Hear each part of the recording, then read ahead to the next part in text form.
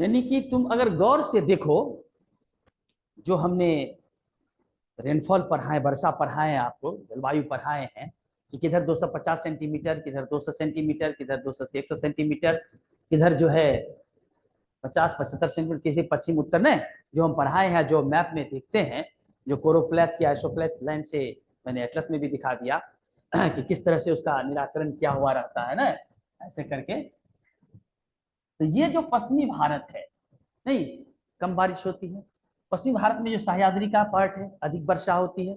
सह्याद्री के पूर्व भाग में सूखा रह जाता है, नहीं, लौटती हुई मानसून से आंध्र प्रदेश और तमिलनाडु के तटवर्ती इलाकों में काफी वर्षा होती है, नहीं।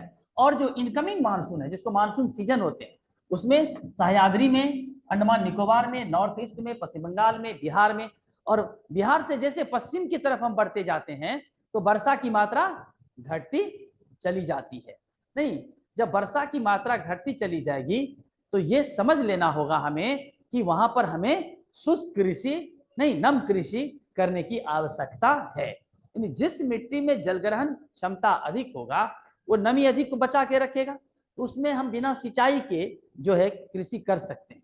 इसीलिए 75 सेंटीमीटर का जल विभाजक रेखा दे दिया है कि 75 से कम जिन क्षेत्रों में 75 तक होती है वहां हम किस प्रकार की कृषि करें, शुष्क कृषि, यानी ऐसे अनाज की उत्पादन करें जिसमें सिंचाई की आवश्यकता ना पड़े, कम न पड़े। वही 75 सेंटीमीटर जो वर्षा हो उसी से काम चल जाए, क्योंकि वहां पर अंडरग्राउंड वाटर हमारे पास नहीं है ना, कम है, उसके वो गिर चुका है, काफी नीचे जा चुका है।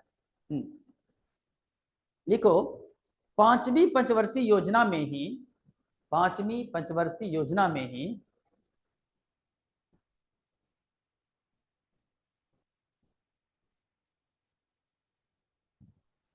डीपीएपी का मतलब समझे कि नहीं? डीपीएपी, बिना पढ़ाए दुबे सर इसको निकल गए। DPAP, drought prone area programme. Drought prone area कौन है? जहां पर जो है सूखा पड़ता है।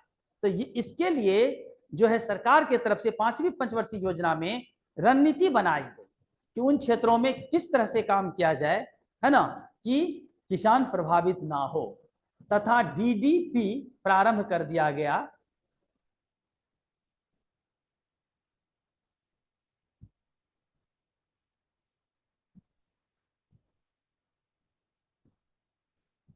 ये दोनों प्रोग्राम के तहत ही जो है, अब देखिए जब फिर आप जाते हैं पशुधन पर जाते हैं, एग्रीकल्चर में आपने देखा कि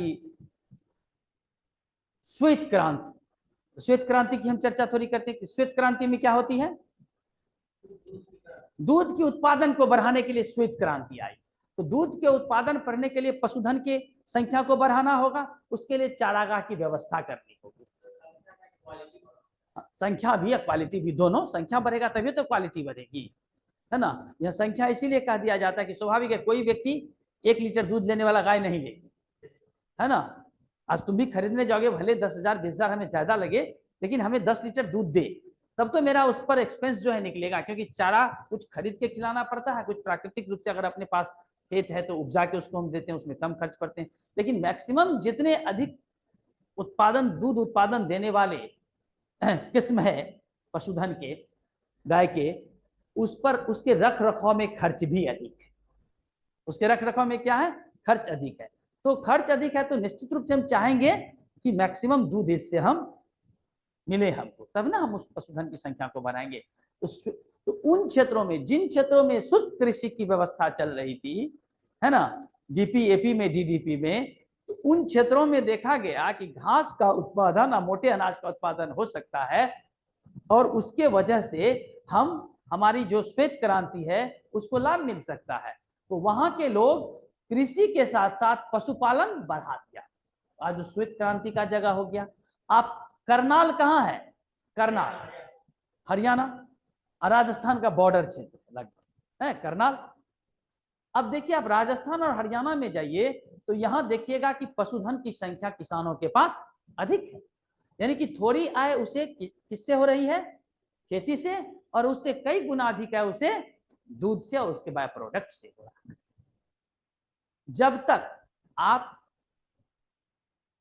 कृषि प्रणाली में पशुधन प्रणाली को नहीं जोड़िएगा तो भारत में जो कृषि पद्धतियां है वो कोई भी अनाज जो है उसकी कीमत इतनी अधिक नहीं है। जो अनाज की कीमत अधिक है तो प्रति हेक्टेयर उसकी उपज भी कम है।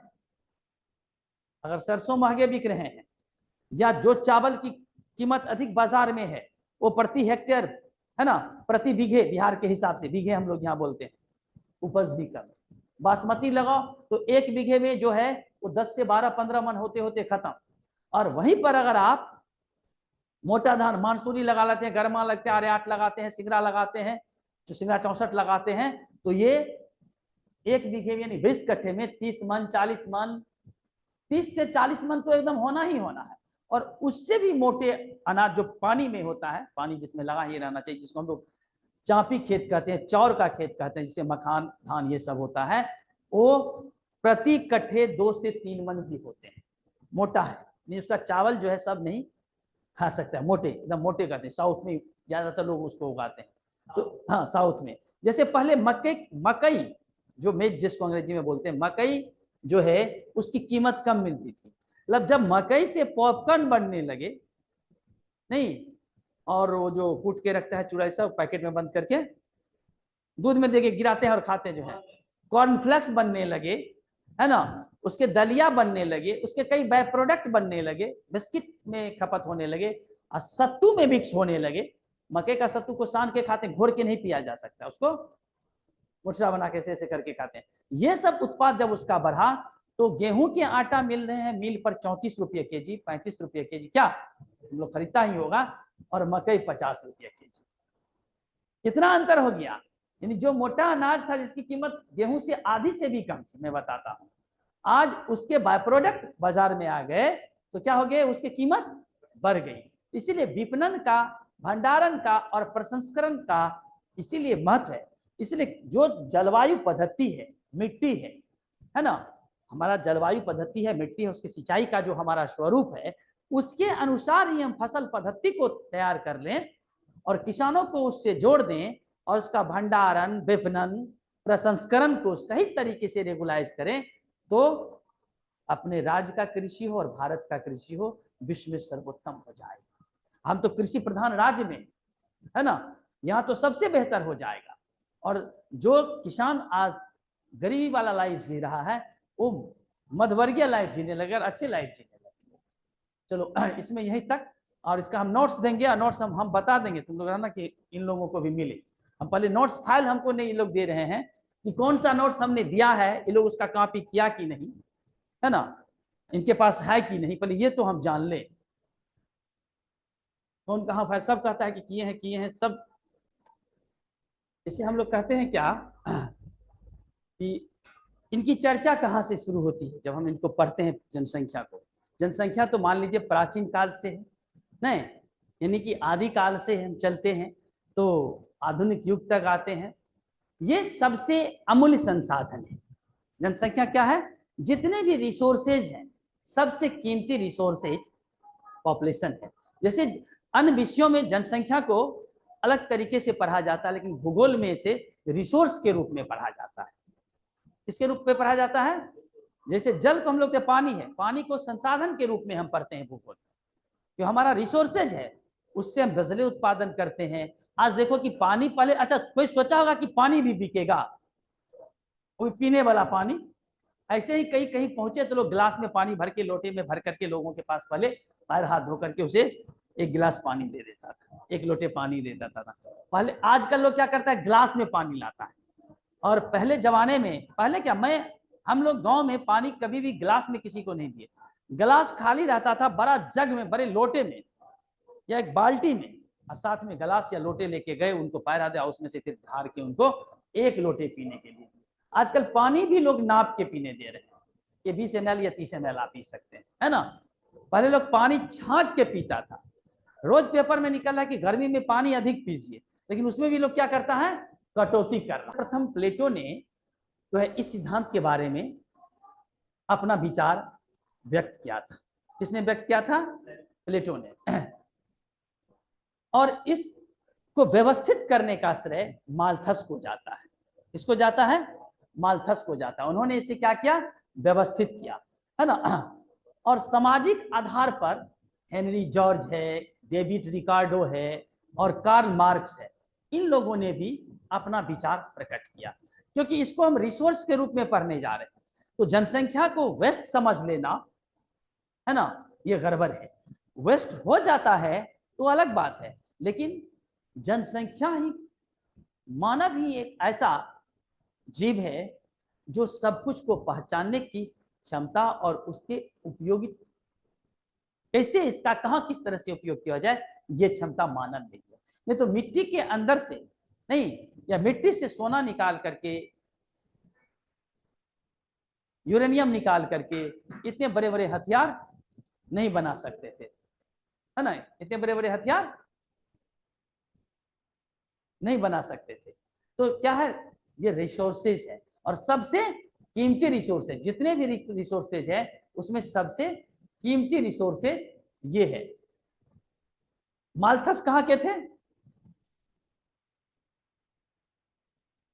ये ब्रिटिश हिस्टोरियन थे और अर्थशास्त्री भी थे। ये इतिहासकार के साथ साथ जो है इकोनॉमिस्ट भी थे, है ना। हाँ, ये अर्थशास्त्र के साथ साथ इसके भी थे। और इन दोनों के विचारधारा में, जैसे माल्थस का कहना क्या है कि पॉपुलेशन का ग्रोथ जो है वो जियोमेट्रिकल होता है। जियोमेट्रिकल सब समझती है ना, जियोमेट्रिकल, ज्यामितीय तरह से किसका, पॉपुलेशन का ग्रोथ। और जो हमारा फूड सप्लीमेंट है, नहीं, खाद्य जो है उसका जो ग्रोथ होता है वो मैथमेटिकल होता है। तो जो ज्योमेट्रिकल है वो ज्यादा तेजी से बढ़ता चला जाएगा, नहीं, और हमारा उत्पादन जो है घटवर होता रहेगा, क्योंकि ये मैथमेटिकल्स है। तो जनसंख्या को उत्पादन से इसीलिए जोड़ना होता है कि अब जब हम जनसंख्या को लेकर के माल्थस से और आगे बढ़ते हैं, मार्क्स से आगे बढ़ते हैं, माल्थस पे आते तो माल्थस ये कहा, माल्थस का कहना है कि जनसंख्या वृद्धि तीव्र गति से अगर होगी और उत्पादन उस गति से नहीं बढ़ेगा तो फिर पॉपुलेशन, जनसंख्या समस्या से घिरते चला जाएगा, है ना, अधिक जनसंख्या। लेकिन जब फिर अर्थशास्त्र के विचारधाराएं इसमें घुस जाती है, अर्थशास्त्र इसमें आ जाता है, तो मार्क्स क्या कहता है कि जिस घर में ज्यादा लोग होंगे वो ज्यादातर वर्क करके ज्यादा ले आएगा कमा करके, तो उसकी आर्थिक स्थिति अच्छी हो जाएगी। लेकिन देश के ऊपर बोझ बढ़ जाएगा, इस पर मार्क्स ने विचार नहीं किया कि आने वाले समय में अगर इसी गति से जनसंख्या बढ़ता रहा तो फिर ये दिक्कत हो जाएगी, है ना। समाज को दो वर्गों में विभक्त किया मार्क्स, क्या क्या, समाज को दो वर्गों में बांट दिया, एक अमीर, गरीब। तो अमीर के पास क्या ज्यादा होती है, पूंजी, कैपिटल, पैसा, बिल्कुल सही। और गरीब के पास ना जनसंख्या अधिक होती थी। वर्तमान पॉलिटिक्स उसी पे चल रहा है, मैं उधर नहीं चर्चा कर सकता हूं, रिकॉर्ड हो रहे हैं क्लास में, तो वर्तमान उसी पर चर्चा चल रही है। नहीं, जो पॉलिटिशियन लोग हैं अपना वही काम कर रहे हैं। तो कहता है कि अमीर के पास पूंजी अधिक है, अंबानी को अगर 10 बेटा भी होता तो कोई दिक्कत नहीं होती। तो कई ऐसे हैं जिसे 10-10, 15-15 करोड़ का पैकेज देता होगा, अपने बेटा को दे देता। लाख रुपया की नौकरी लोग खोज के मर जा रहे हैं, क्या नहीं। यहाँ लालू जी उदाहरण है आपके पक्ष में, नरसिम्हा राव जी उदाहरण है, जो हमारे राज्य में आराम है उदाहरण देने में, वही का उदाहरण दे सकते, सबको रिकॉर्ड में नहीं रखे।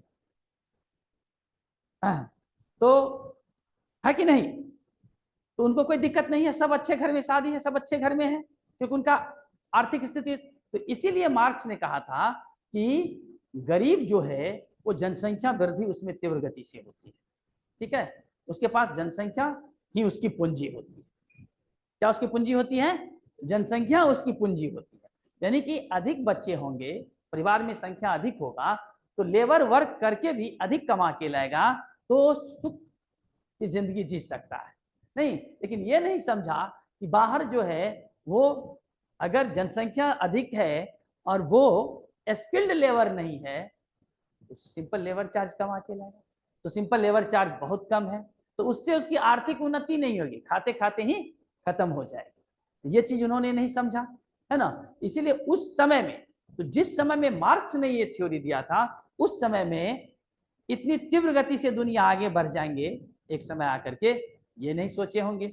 लेकिन अमीर के पास पूंजी अधिक होती है, ये सोच अमीर के पास पूंजी अधिक आज भी है, गरीब के पास लेबर फोर्स आज भी है, लेकिन आर्थिक उन्नति उसकी नहीं हुई, क्योंकि वो स्किल लेबर नहीं है। हाँ, किसी के पास 9 बच्चे हैं, न वो टेक्नोक्रेट है, फिर तो उसकी आर्थिक उन्नति अच्छी हो जाएगी, नहीं हो जाएगी। तो थोड़ा सा विरोधाभास यहाँ पर है कि इसको कैसे करें। उसके बाद इससे आगे हम लोग फिर बढ़ते हैं माल्थस मार्क्स के विचार को पढ़ के, तो डेमोग्राफिक ट्रांजिशन थ्योरी आती है। क्या आती है? Demographic transition theory. Demographic transition theory में हम एक ग्राफ की तरह चीजों को पढ़ते हैं, नहीं, प्रोजेक्टेड ग्राफ बनाते हैं। डेमोग्राफिक जो अपना है, जनसंख्या की जो वृद्धि दर है, उसमें जन्म दर और मृत्यु दर होते हैं। दो टॉपिक, दो चीजें क्या होते हैं डेमोग्राफिक में? हम लोग जन्म दर और मृत्यु दर को पढ़ते हैं। शुरुआती दौर में, इसको ऐसे साधारण तौर पर आप समझ लीजिए कि शुरुआती दौर में जब से हम जनगणना को लेते हैं, अगर हम 1981 से लेते हैं, 1981 नहीं 1881 से लेते हैं, तो 1881 से लेकर के 2021 तक हो जानी चाहिए, लेकिन हम लोग को 2011 तक की सेंसस है। बाकी हमारा प्रोजेक्टेड जो डाटा है उसी के आधार पर हम काम करते हैं। तो सामान्य तौर पर जो 1881 से जनसंख्या के वृद्धि को देखा जाए, तो बिगिनिंग पीरियड में जब औद्योगिक क्रांति नहीं आई थी, मेडिकल फैसिलिटी नहीं थी, तो जन्म दर और मृत्यु दर दोनों ऊंचा था। डेमोग्राफिक ट्रांजिशन में क्या दिखाएंगे कि जन्म दर और मृत्यु दर जो है, इस तरह से किसी भी तरह का आप ग्राफ बना लीजिए। देखिए, ग्राफ बनाने में जब परसेंटेज ऑफ किसी चीज को परसेंटेज में दिखाना हो, तो ये ग्राफ लीजिएगा, सर्कल, ठीक है। इसमें अपना 360 का बीच में दे दिए, जो सबसे ज्यादा बड़ा हुआ इसके से बना के 60% लिख दिए, इसमें 30% लिख दिए, इसमें जो है 25% लिख दिए, 25 यहाँ तक कर दिए, इसमें 10 या 5% जो बचा उसको रेस्ट कर दिए, जो जो चीज है उसका नाम डाल दिए परसेंटेज के आगे, आपको ऐसे ही नंबर मिल जाएगा, कम भी लिखेंगे तो, ठीक है। जब हमको किसी चीज को प्रोजेक्टेड दिखाना हो, घटते बढ़ते में दिखाना हो, तो ये डाटा लेते हैं। नहीं, ये डाटा भी ले सकते हैं, और नहीं तो बैंड ग्राफ भी ले सकते हैं, है ना। इस तरह से भी लोग बनाता है ना। इसमें ईयर और उसको बनाते, फिर घट रहा है तो घटते को दिखाएंगे, बढ़ रहा है तो बढ़ते को दिखाएंगे, कई तरह के ये। इसीलिए प्रोजेक्टेड ग्राफ या फिगर बनाना चाहिए आंसर में, मेंस के क्वेश्चन में। इससे आपकी समझ को पकड़ लेता है, कि आपको पक्की समझ है कि चीजें कब बढ़ रही थी, कब घट रही थी। तो शुरुआती दौर में क्या थी, जन्म दर और मृत्यु दर दोनों अधिक थी, जन्म दर और मृत्यु दर दोनों अधिक थी।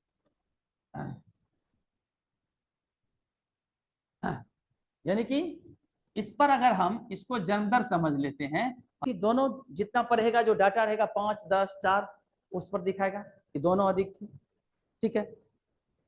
फिर उसके बाद जन्म दर अधिक रहा, लेकिन मृत्यु दर घटा। बाद में जन्म दर भी घटा और मृत्यु दर और ज्यादा घट गया।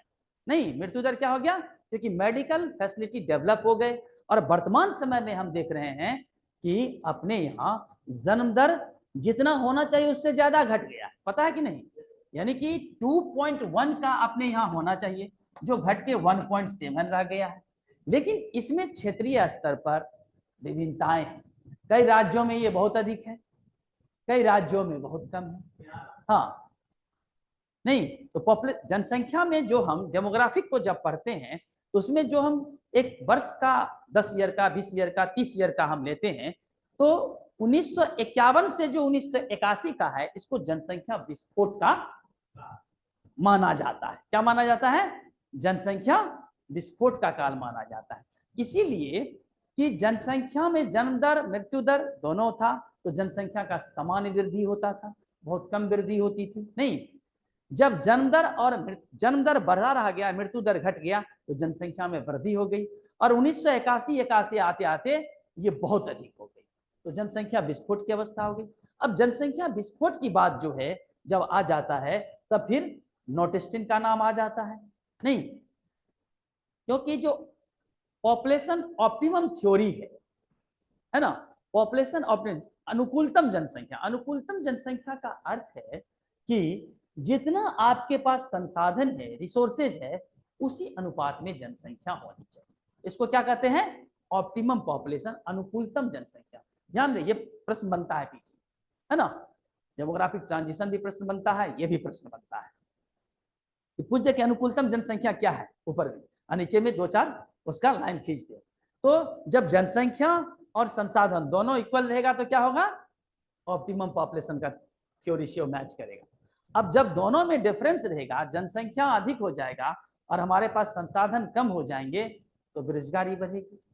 तो वर्तमान में इस पर चर्चा कोई नहीं करता है कि हमारी जनसंख्या का आकार बड़ा हो गया और उस हिसाब से अर्थव्यवस्था बड़ा नहीं हो रहा है, टोटल इनकम बड़ा हो रहा है, लेकिन उसकी डिस्ट्रीब्यूशन जो है उन सब में नहीं जा रहा है जिनको जाना चाहिए। तो इसके वजह से क्या हो रहा है कि हमारे देश में प्रति व्यक्ति आय जो है वो अधिक है, बढ़ा है, लेकिन कुछ व्यक्ति का इनकम 5 करोड़ से 50 करोड़ है, 2 करोड़ है, 25 लाख है, और कुछ व्यक्ति का लाख में भी नहीं है, हजार में भी, 70, 80 हजार, 50 हजार है। इससे क्या हो रहा है?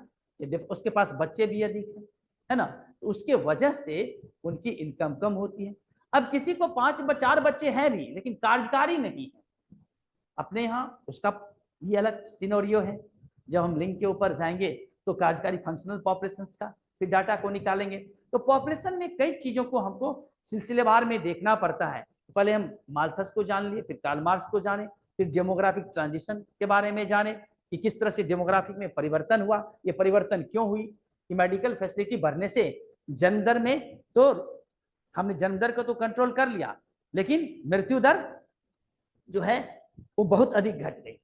नहीं, मेडिकल फैसिलिटी आ गए तो जो टोटल वृद्धि है उसमें कमी वर्तमान समय में हुई है।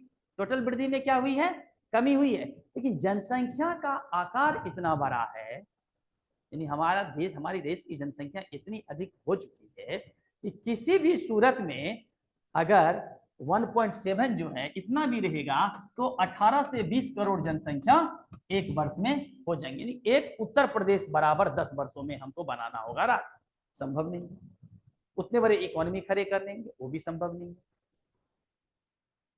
तो जनसंख्या जो संसाधन थी वो समस्या हो गई कैसे, ये आ सकता है आपको मेंस में लिखने के लिए शॉर्ट क्वेश्चन में, 12 नंबर के क्वेश्चन में आ सकते हैं। नहीं तो फिर आपको एक डाटा देना होगा और देश के संसाधन को बताना होगा कि अपने यहाँ बेरोजगार हर क्षेत्रों में बेरोजगार है, इंजीनियर बेरोजगार है अपने यहाँ, है ना, डाटा देता है ना। पीएचडी जो है वो चपरासी की नौकरी करने के लिए मजबूर है, जो पीएचडी नहीं है अच्छा है, लेकिन जो है उसको चपरासी की नौकरी करनी पड़ती है। उसका कुछ तो कारण होगा, या तो सही पीएचडी नहीं होगा या नहीं है तो हमारे पास जॉब नहीं है, दोनों चीज है। यानी कि अनुकूलतम जनसंख्या का थ्योरी अपने यहाँ जो है फेलियर है मोटा मोटी, इसीलिए कि अपने पास संसाधन के हिसाब से जनसंख्या नहीं है, इसलिए कोई भी सरकार आ जाए वो बेरोजगारी दूर नहीं कर सकती। इसलिए सरकार ने देखी कि हम सबको रोजगार नहीं दे सकते हैं, तो भले इधर जो पे करने वाले लोग हैं उस पर हम पेट्रोल डीजल का भार अधिक बढ़ा देंगे या अन्य चीज जो है वस्तु बढ़ा देंगे, टैक्स बढ़ा देंगे, और उसको 5-10 किलो अनाज, वृद्धा पेंशन, मेडिकल फैसिलिटी ये सब दे करके किसी तरह से जिंदा रखेंगे। ऑक्सीजन के सपोर्ट पर आपको रखा जाएगा। सरकार ने ये निर्णय कर लिया, जो देख ली कि हमसे रोजगार इतना व्यक्ति को परमानेंट नहीं दिया जा सकता है, प्राइवेट में भी इतने लोगों को रोजगार नहीं मिलेंगे, उतने इंडस्ट्री अपने यहाँ कहाँ है।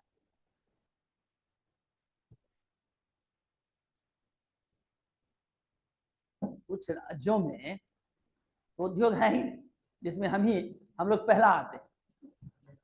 आज से 30 वर्ष पहले हमने पढ़ा था, 35 वर्ष पहले, कि बिहार सबसे अशिक्षित और पिछड़ा राज्य है, और आज भी हम लोग पढ़ रहे हैं कि बिहार सबसे अशिक्षित और पिछड़ा राज्य। तो 30 वर्षों में तो हमारा ग्रोथ इतना ही हुआ कि हम जहां थे वहीं थे, मैंने ये पढ़ा था, मुझे कॉलेज में पढ़ाया गया था, बीएन कॉलेज में, जब 2% भी नहीं थी, वो बढ़ के 40 से 50-60% हो गया ना। रिजर्वेशन के तहत ही, सुविधा के तहत ही हमने ये चीजों को किया। सरकार ने कई प्रकार के प्रोग्राम ले आए। तो रिसोर्स जो पॉपुलेशन सबसे कीमती रिसोर्सेज है, अगर इसके ऊपर केवल हम पॉपुलेशन के डाटा पढ़ ले तो पॉपुलेशन नहीं है। पॉपुलेशन का जो थ्योरी है, थ्योरी का इसीलिए इंपॉर्टेंस है कि हम लोग सोचते हैं ये तो थ्योरी सर पुराना है, नहीं, उसकी आज भी प्रासंगिकता है। इसमें लोग कहते हैं अंधेर नगरी चौपट राजा, टकेसर खाजा टकेसर राजा, नहीं, आज भी ये चरितार्थ है, आज भी चरितार्थ है। राजा को ही नहीं पता है कि प्रशासन क्या है ना, प्रशासन को चलना कैसे चाहिए और प्रशासन होता क्या है। जब ये आप ही कहते कि आम जनता के लिए, आम जनता के द्वारा है, तो जब प्रशासन में आते तो आम जनता से आप पूछते कहां है?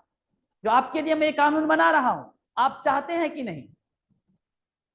जब संसद में संविधान बन रहा था तो संसदीय समितियों ने सर्वे के आधार पर, लोगों से पूछने के आधार पर, किसी भी विषय वस्तु में 200, 300, 400 व्यक्ति से अधिक से समाज में जाकर के पूछा गया था, उसके आधार पर बनाए। तो आज कोई परिवर्तन संविधान में करेंगे तो उसका सर्वे क्यों नहीं होती है? होनी चाहिए। आज तो ऑनलाइन व्यवस्था है कि अपना विचार आधार कार्ड के नंबर के साथ भेजें, हर कोई, मैक्सिमम लोग भेज देगा। सर्वे होना चाहिए, कम से कम 10, 20, 50 करोड़ लोगों से, 10 हर राज्यों से 2-2 लाख, 5-5 लाख, 10-10 लाख लोग से भी तो पूछना चाहिए कि कोई चीज बन रहा है तो आपके लिए वो सुविधाजनक है कि नहीं। तो आम जनता को फैसिलिटी मिलेगी कि नहीं, उसकी चिंता किसी को नहीं है। तो अर्थव्यवस्था में सबसे मजबूती से आम जनता को ही खड़ी होनी होगी, तभी उसकी अर्थव्यवस्था मजबूत होगी। क्योंकि अगर आप अपने लिए सरकार से डिमांड नहीं करेंगे तो सरकार आपको यहीं तक 5 किलो अनाज, 10 किलो अनाज तक ही सुविधा देकर के छोड़ देगी। आपको रोजगार परक शिक्षा नहीं देगी, आपको रोजगार नहीं देगी। क्योंकि कितने व्यक्ति को पैसे हैं जो मैनेजमेंट कॉलेज में जाके स्किल्ड लेबर प्रोग्राम लाया है? नहीं, जनसंख्या की गिनती, जनसंख्या की पढ़ाई नहीं है, वो तो आप पढ़ लेंगे कि किन राज्यों में, किन जिलों में सबसे अधिक जनसंख्या है, किस जिला का सबसे अधिक जनघनत्व है, ठीक ना, ये सब लर्न कर लेना। हम डिस्कस केवल अभी करेंगे पॉपुलेशन पर, पॉपुलेशन पर हम कुछ लिखाएंगे आपको नहीं, थोड़े बहुत लिखाएंगे, उसका नोट्स यहाँ से प्राप्त करना। हाँ एकदम मिलेगा, नहीं मिलेगा तो आई प्रोवाइड, है ना। तो पॉपुलेशन को हम गिनती, पॉपुलेशन में जो गिनती लिंगानुपात होता है, सबसे ज्यादा सेक्स रेशियो किस राज्यों का है? नहीं, तो हम लिख देते हैं केरल का है। नहीं, सबसे कम किसका है? तो हरियाणा का है। जब हम राज्य स्तर पर चलते हैं देश में, और केवल जब हम बिहार राज्यों का, बिहार का पढ़ने लगेंगे तो बिहार में किस जिले का है? नहीं, या बिहार का कितना है पहले ये जानते, फिर बिहार में किस जिले का है। तो ये सब जो डाटा बेस्ड प्रश्न पूछा जाता है, इसको आपको खुद से, कोई भी किताब आपके पास है उसमें अच्छे से दिए हुए हैं, लेकिन इस थ्योरी की चर्चा अच्छे से उस किताब में करने का जगह नहीं रहता है। सब स्टैंडर्ड का लिखता है, इसलिए उस सब थ्योरी को उतना महत्व नहीं देता है। तो माल्थस के विचार को, मार्क्स के विचार को, माल्थस ने कह दिया कि ज्यामितीय तरीके से हमारा पॉपुलेशन का ग्रोथ होता है और खाद्यान्न उत्पादन जो है वो मैथमेटिकल होता है। तो इसीलिए इसके नियंत्रण से, प्राकृतिक नियंत्रण से बचा नहीं जा सकता है। तो इसीलिए चीजों को, जनसंख्या को नियंत्रण करने के लिए सरकार ने हम दो हमारे दो की पॉलिसी लाई थी।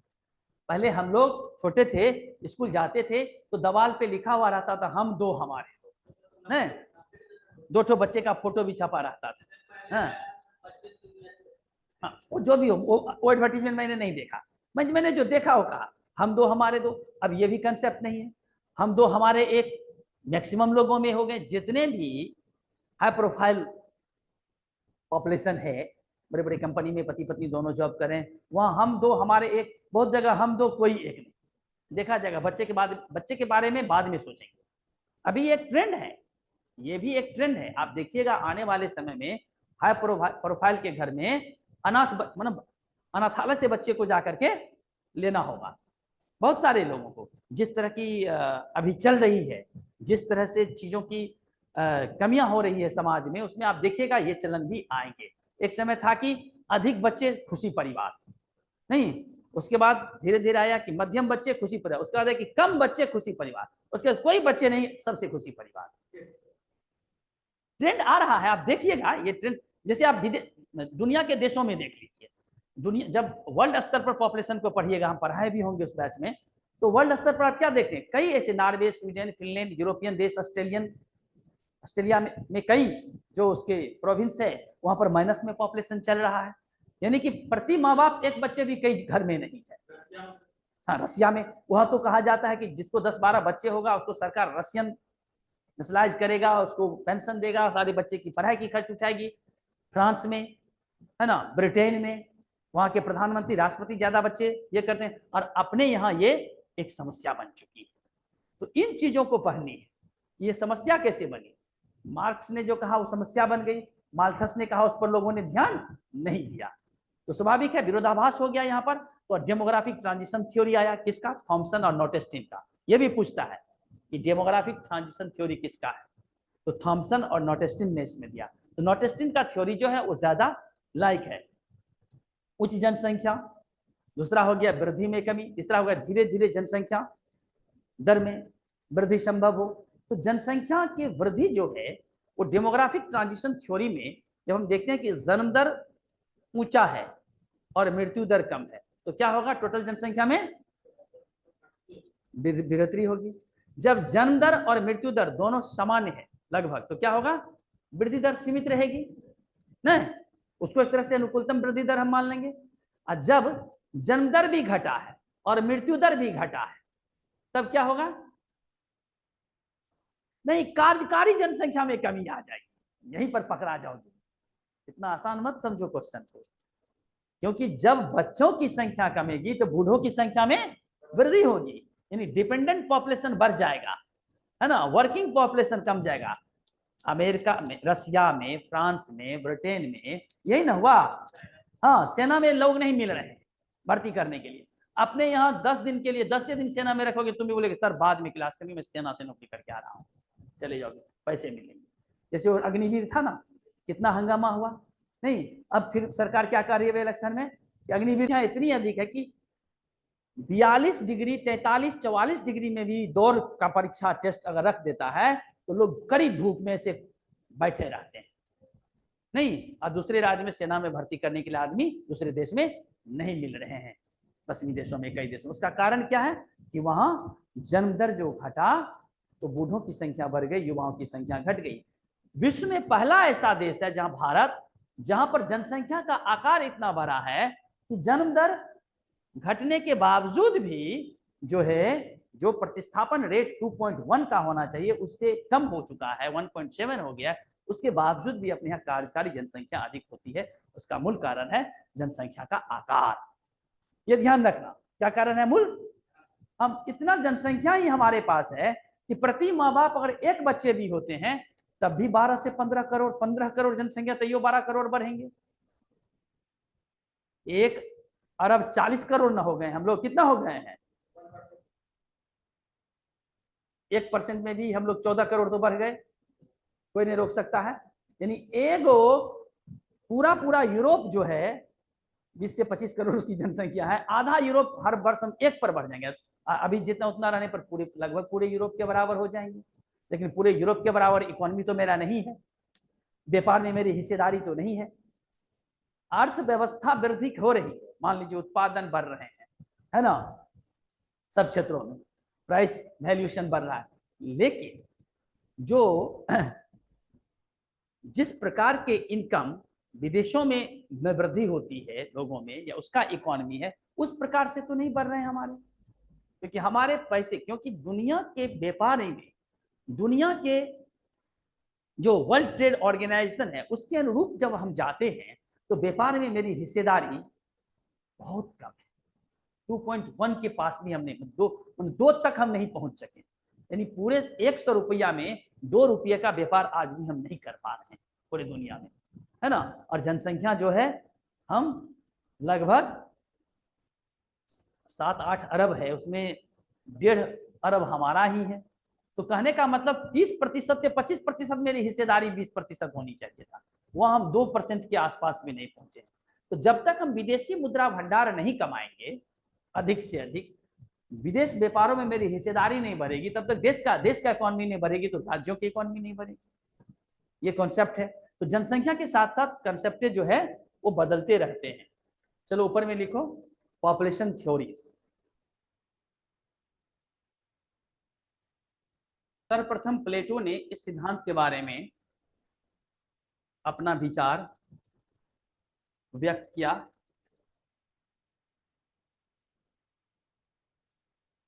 प्लेटो ने इस सिद्धांत के बारे में अपना विचार व्यक्त किया। व्यवस्थित विचार सर्वप्रथम माल्थस के द्वारा दिया गया। माल्थस के द्वारा दिया गया। माल्थस के द्वारा दिया गया, जो प्राकृतिक आधार पर आधारित था। जो प्राकृतिक आधार पर आधारित था।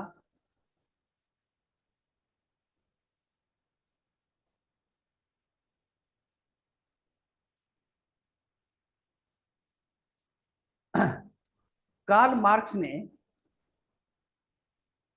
मार्क्स ने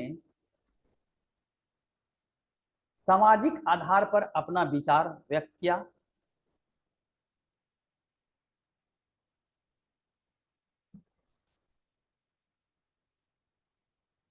सामाजिक आधार पर अपना विचार व्यक्त किया।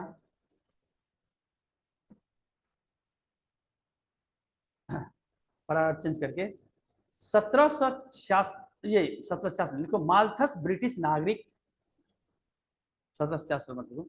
माल्थस ब्रिटिश नागरिक के साथ साथ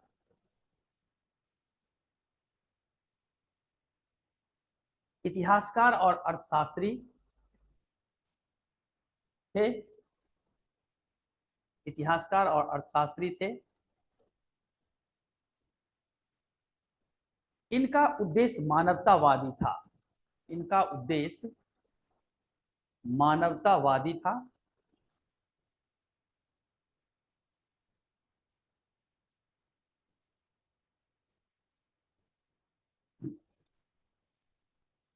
जनसंख्या वृद्धि एवं परिवर्तन, जनसंख्या वृद्धि एवं परिवर्तन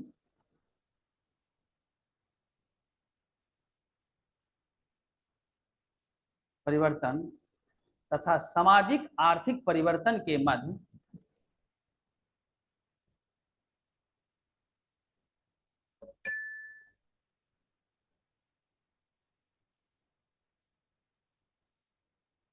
पारस्परिक संबंधों का निर्धारण, पारस्परिक संबंधों का निर्धारण सामाजिक आर्थिक परिवर्तन के मध्य पारस्परिक संबंधों का निर्धारण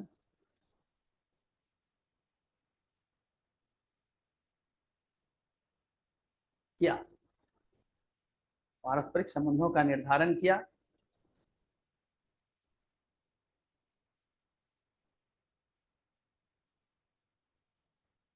जनसंख्या ज्यामितीय रूप से बढ़ती है।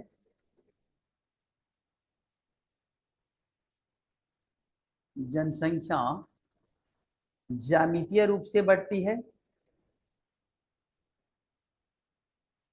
हाँ, पहला पॉइंट। दूसरा पॉइंट इसका लिखिए कि जीवन निर्वाह क्षमता की वृद्धि दर, जीवन निर्वाह क्षमता की वृद्धि दर,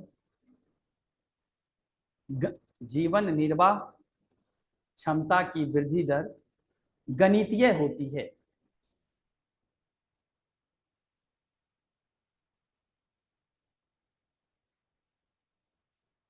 जनसंख्या वृद्धि की एक जैविक सीमा होती है। जनसंख्या वृद्धि की एक जैविक सीमा होती है जिसके आगे वह बढ़ ही नहीं सकती है। इसको कोष्टक में घेर दीजिए इस लाइन को।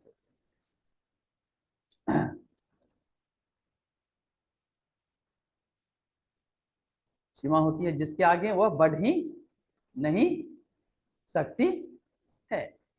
अब कार्ल मार्क्स का विचारधारा लिखिए।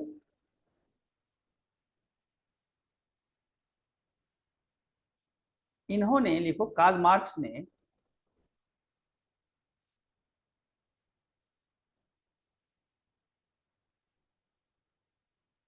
डायलेक्टिकल डायलेक्टिकल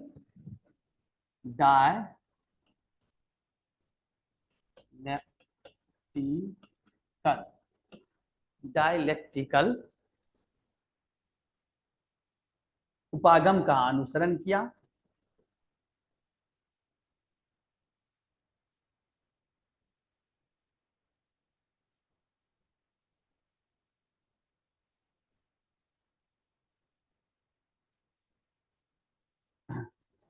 देखिए, धनी यानी कि अमीर, डायलेक्टिकल उपागम का अनुसरण किया। हाँ, उपागम जो मॉडल होता है, जैसे हम लोग कहते हैं ना कि ये रोल मॉडल है, नहीं, एक व्यक्ति में हम लोग इन चीजों को बराबर समझ रखें एज ए स्टूडेंट, कि एक व्यक्ति जो है वो पूरे भारत में फैल जाता है अपने कार्यों से, और एक व्यक्ति जो है वो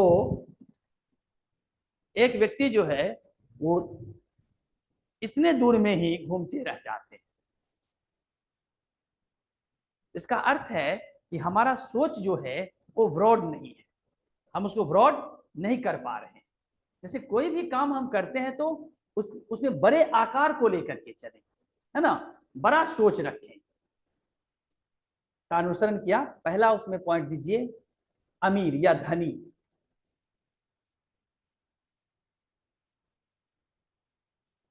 हाँ, धनी, धनी चाहे अमीर लिखिए। उत्पादन अतिरेक मूल्य यानी सरप्लस, इसके पास उत्पादन, अतिरिक्त नहीं, अतिरेक, अधिक। वहां अंग्रेजी में शब्द को पकड़ने के लिए सरप्लस लिख लीजिए ना। अमीर के पास क्या होता है? सरप्लस रहता है। वो देखता है कि सर इस होटल में क्या खाना खाएंगे, चलो कहीं बाहर चलते हैं। उसी के नीचे बी पॉइंट लिखिए, गरीब।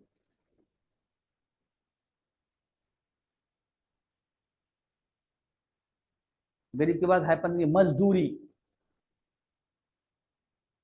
अब ब्रैकेट में लिखिए जीवन निर्वाह।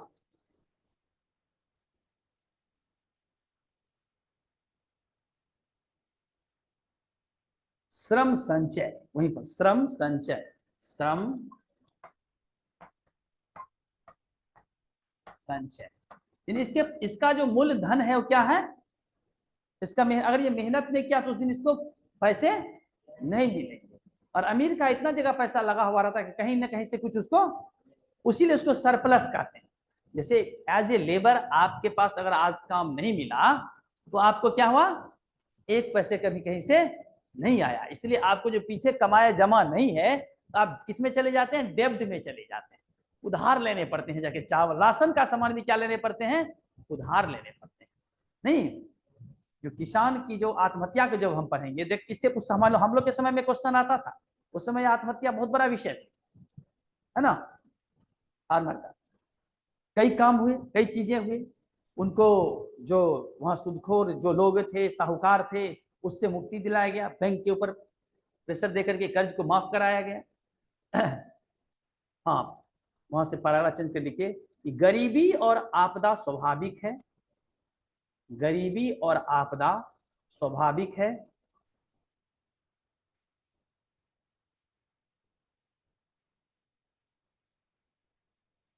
गरीबी और आपदा स्वाभाविक है क्योंकि वे पूंजीवादी व्यवस्था की, क्योंकि वे पूंजीवादी व्यवस्था की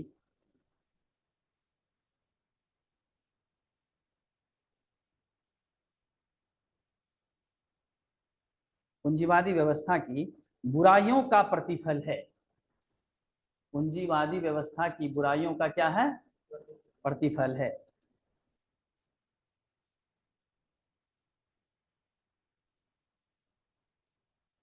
इसको ब्रैकेट में घेर दीजिए, मार्क्स का भी कहना है। किसका कहना है? ये मार्क्स का कहना है, घेर करके मार्क्स लिख लीजिए।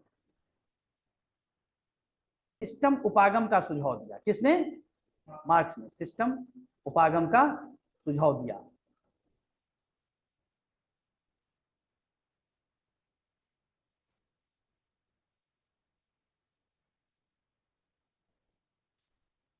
हाँ, अब ऊपर में लिखिए जनसंख्या संक्रमण संकल्पना, डेमोग्राफिक ट्रांजिशन थ्योरी। संक्रमण, जनसंख्या संक्रमण, संक्रमण संकल्पना, हाँ संकल्पना, संकल्पना।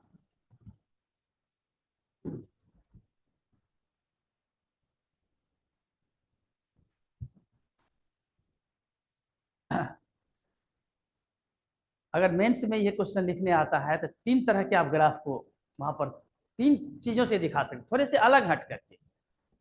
आप जैसे आंसर देते हैं तो सब जो आंसर दे रहा है उससे अलग हम कैसे करें, पढ़ें उसको उसी तरह से फ्लो लाइन में ही, लेकिन आप खुद से ब्रेन लगानी है कि अगर हमको परसेंटेज दिखाना होगा तो हम क्या बताए थे, ये ग्राफ ले लेंगे, ठीक है, सर्किल ले लेंगे, परसेंटेज इसमें दिखा देंगे, जो डिफरेंट डिफरेंट परसेंटेज है अपना लिख देंगे, है ना, जिसका जो परसेंटेज रहेगा यहाँ शो कर देंगे, उसमें डाल देंगे, ठीक है। जब हमको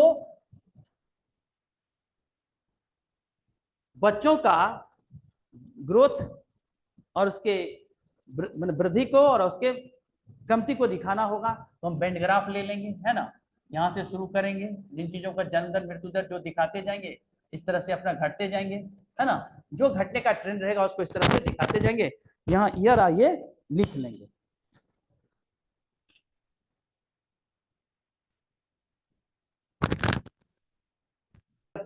जनसंख्या को लिख देंगे, इस ईयर में इतना, इस ईयर में इतना, ठीक है। यहाँ पर हम इधर लिख देंगे ऐसे ईयर, यहाँ पर क्या लिख देंगे, जनसंख्या, पॉपुलेशन, वर्ष के अनुसार। यहाँ तो लिख दिए, यहाँ जनसंख्या लिखेंगे कि 10 है, 20 है, 30 है, किस दर से घट रहा है या किस दर से बढ़ रहा है उसको दिखाते चले जाएंगे। 2 हो गया। तीसरा सबसे आसान होता है ये, है ना, इसमें 2 कर लेंगे लाइन। एक में क्या लिखेंगे, ईयर है, इस पर अगर हम ईयर, इस पर हम पॉपुलेशन ले लेंगे और इस पर क्या ले लेंगे, ईयर ले लेंगे, यहाँ पर वर्ष ले लेंगे, है ना, यहाँ पर क्या कर लेंगे, जनसंख्या ले लेंगे। प्रश्न किस तरह का आता है, नहीं जनरली हम देख ही रहे हैं कि हमारा जन्म दर मृत्यु दर एक समय कैसे क्या रहता है, तो जिस तरह से प्रश्न पूछेगा उस तरह से इसको दिमाग में थोड़ा सोचेंगे, खट से तीनों फिगर रख देंगे थोड़ी थोड़ी जगह में, है ना, और उस चीजों को बता देंगे, समझ जाएगा। कितना अच्छा इसका उन्होंने उत्तर दे रखा है। तो आज के डेट में क्या हो गया कि हम पासपोर्ट निकालते हैं, लिखते हैं, बच्चे इस तरह से पास करके कॉलेज से आते हैं। थॉमसन तथा नॉटेस्टिन ने दिया था,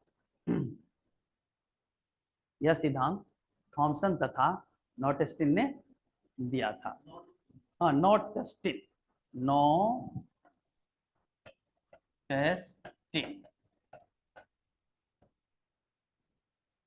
ने दिया था। उत्पादकता में ह्रास से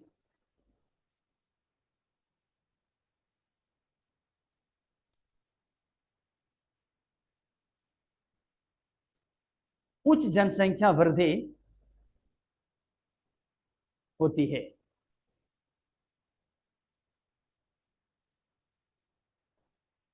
उत्पादकता में ह्रास से उच्च जनसंख्या वृद्धि होती है।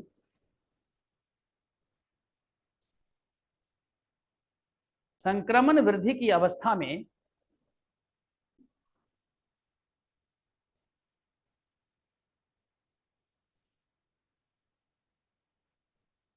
वृद्धि की अवस्था में जब उत्पादकता में ह्रास, जब उत्पादकता में ह्रास, हाँ ह्रास कमी अच्छे से आरंभ हो जाता है, अच्छे से आरंभ हो जाता है तो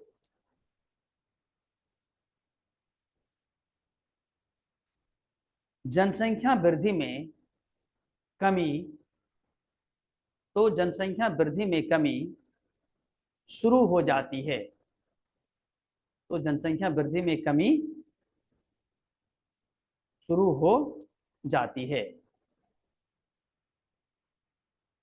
इसमें जनसंख्या दर धीरे धीरे घटने लगती है, इसमें जनसंख्या दर धीरे धीरे घटने लगती है।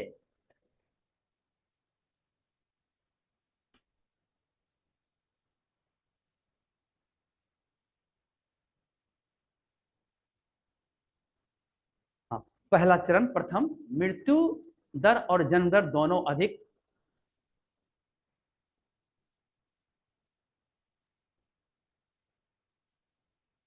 लेकर के लिखिए, प्राकृतिक वृद्धि कम, प्राकृतिक वृद्धि कम। द्वितीय, मृत्यु दर, पहला चरण में क्या लिखे, मृत्यु दर और जन्म दर दोनों अधिक, तो प्राकृतिक वृद्धि क्या लिखे, कम। पूछता है, ये ध्यान रखना। द्वितीय चरण, मृत्यु दर कम और जन्म दर अधिक।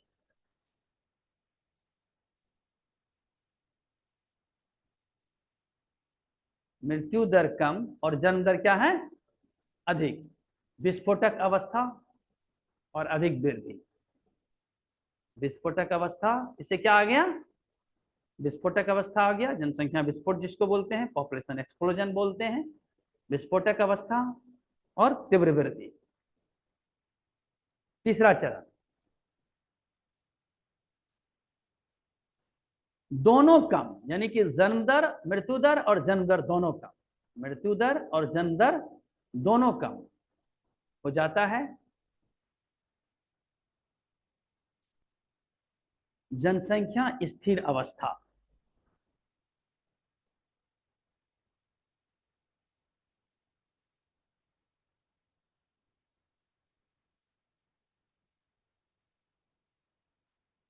हाँ, अब लिखिए जनांकीकी डिविडेंड, जनांकीकी, जनांकीकी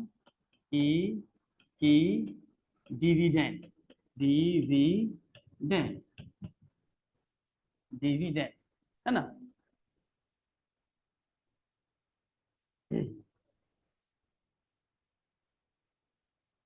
हाँ, इसमें पहला पॉइंट लिखिए, 15 वर्ष से कम आयु, 15 वर्ष से कम आयु,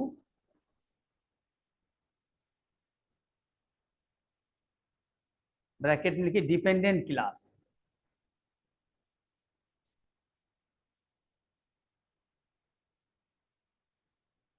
यानी इसकी संख्या अब अपने देश में भी क्या हो रही है, घट रही है।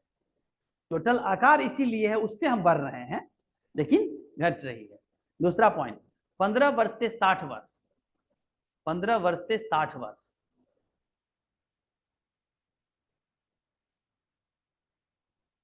उत्पादक वर्ग, इसको क्या बोलते हैं हम लोग, उत्पादक वर्ग। इसमें अपने यहाँ अभिवृद्धि है, यानी कहने का मतलब ये जो है, अभी अपने यहाँ सबसे अधिक है। ये पूछा जाता है कि विश्व में उत्पादक जनसंख्या सबसे अधिक कहाँ है, तो इसीलिए अपने देश में अगर हम स्किल लेबर प्रोग्राम ला करके सही तरीके से इस पर काम किया जाए, है ना, इसका डाटा सही तरीके से जारी किया जाए, तो हम अच्छी स्थिति में जा सकते हैं। तीसरा, 60 वर्ष से अधिक आयु,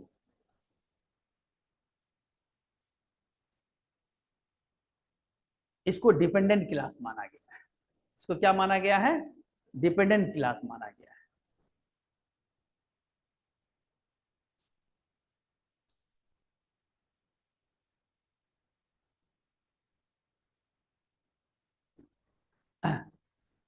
करके जनसंख्या संसाधन से समस्या की ओर, जनसंख्या एक संसाधन से समस्या की ओर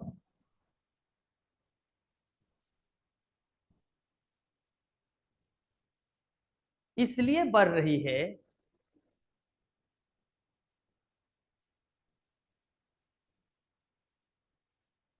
इसलिए बढ़ रही है कि कई राज्यों में, कई राज्यों में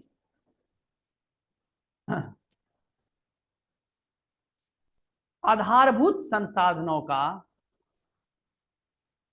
आधारभूत संसाधनों का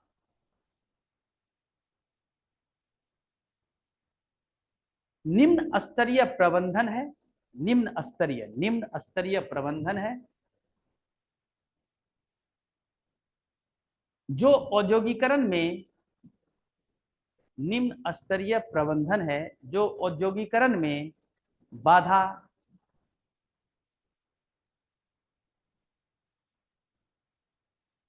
पहुंचाता है।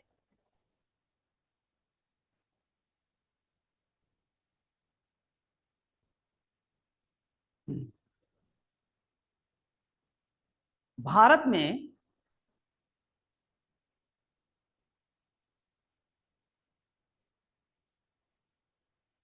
प्रादेशिक स्तर पर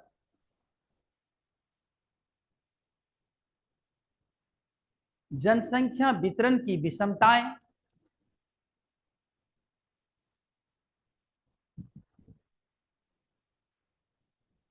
जनसंख्या वितरण की विषमताएं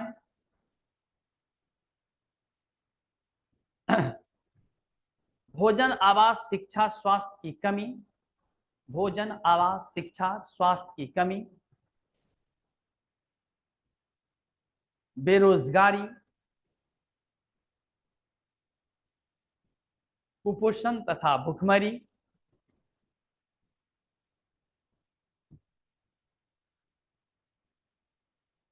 एक बड़ी समस्या है।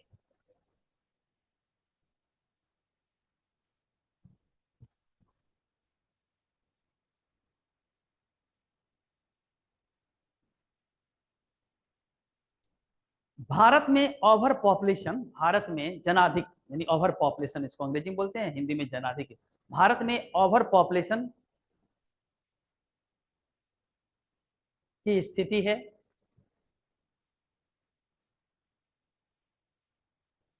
संसाधन से अधिक यहां जनसंख्या है। भारत में ओवर पॉपुलेशन की स्थिति है, संसाधन से अधिक जनसंख्या है,